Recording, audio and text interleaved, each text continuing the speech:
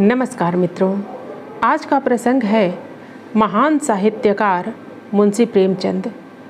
मित्रों, बनारस के एक छोटे से गांव लमही में 31 जुलाई 1880 को मुंशी प्रेमचंद का जन्म एक सामान्य से परिवार में हुआ था। मुंशी प्रेमचंद 7 वर्ष के थे तो एक गंभीर बीमारी के चलते इनकी माता का देहांत हो गया और इस प्रकार इनके संघर्षपूर्ण जीवन की शुरुआत हुई। इनकी माता की मृत्यु के उपरांत इनके पिता ने दूसरा विवाह किया, परंतु सौतेली माता ने इन्हें कभी पूर्ण रूप से नहीं अपनाया। मुंशी प्रेमचंद का विवाह पिता के दबाव के चलते 15 वर्ष की कम आयु में हो गया था। इनके पिता ने इनका विवाह इनके मर्जी के खिलाफ एक ऐसी कन्या से किया जो इन्हें पसंद नहीं थी। इसके साथ ही इनकी पत्नी का व्यवहार इनके प्रति हमेशा झगड़ालू रहा। इनके पिता अजायब राय की मृत्यु के पश्चात परिवार की पूरी जिम्मेदारी मुंशी प्रेमचंद के ऊपर आ गई और इसी बीच इन्होंने अपनी पत्नी को तलाक दे दिया और कुछ समय गुजरने के बाद इन्होंने अपनी पसंद से सन 1906 में लगभग 25 वर्ष की उम्र में एक विधवा स्त्री शिवरानी देवी से विवाह किया एवं एक सुखी वैवाहिक जीवन की शुरुआत की।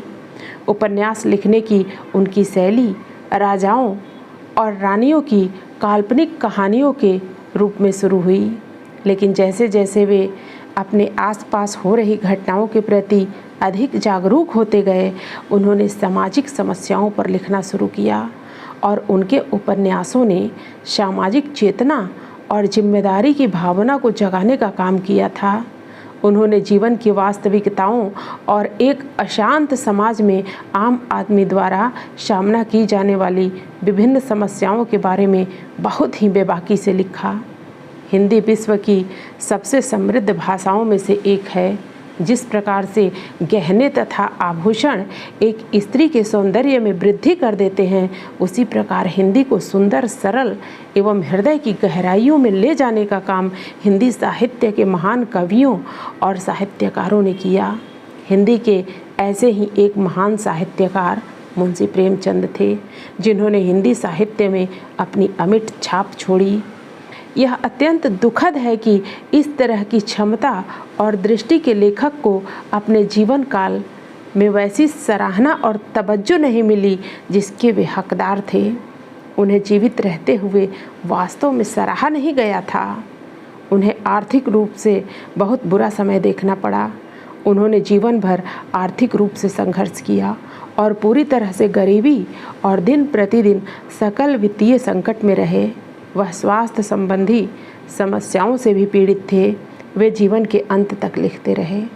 जब उनकी मृत्यु हुई तो वे वास्तव में मंगलसूत्र नामक इस उपन्यास को लिखने के बीच में थे, जो आज तक अधूरा है। भारत के इस महान साहित्यकार ने 8 अक्टूबर 1936 को अंतिम सांस ली और वे हिंदी साहित्य में अमर हो गए। फिर मिलते हैं अगली प्रस्तुति में नए प्रसंग के साथ। धन्यवाद।